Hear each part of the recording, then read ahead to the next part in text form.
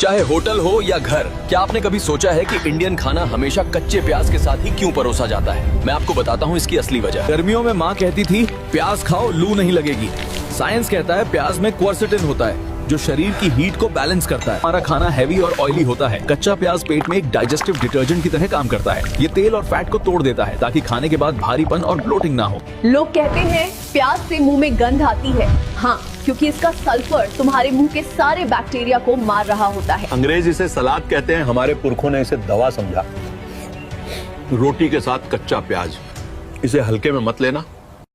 रुको, रात को नाखून काटने की गलती भूल कर भी मत करना।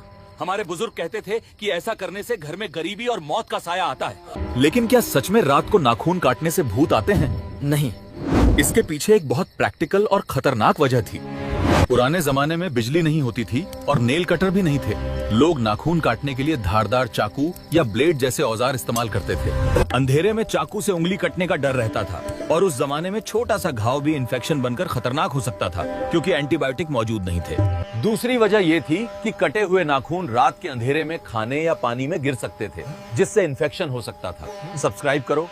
शमशान से आने के बाद नहाना जरूरी है, ये बात तुम्हें भी घर वालों ने सिखाई होगी। लेकिन कभी पूछा है ये नियम बना क्यों? ये प्राचीन भारत का क्वारंटीन प्रोटोकॉल था। मौत के बाद शरीर का प्राकृतिक संतुलन टूट जाता है। वातावरण में मौजूद सूक्ष्म जीव तेजी से सक्रिय हो जाते हैं। जब चिता जलती है तो धुएं के साथ डेड सेल्स और पैथोजेंस हवा में उड़ते हैं। ये माइक्रो पार्टिकल्स तुम्हारे बालों और कपड़ों पर चिपक जाते हैं। सिर्फ जर्म्स नहीं, मौत की एनर्जी तामसिक होती है। पानी एक रीसेट बटन है। ये तुम्हारे दिमाग को सिग्नल देता है कि दुख वहीं खत्म। तो नहाना कोई रस्म नहीं थी, ये अपने साथ लगी चीजों को यहीं रोक देने का तरीका था ताकि जो बाहर से आया वो घर और परिवार तक न पहुंचे।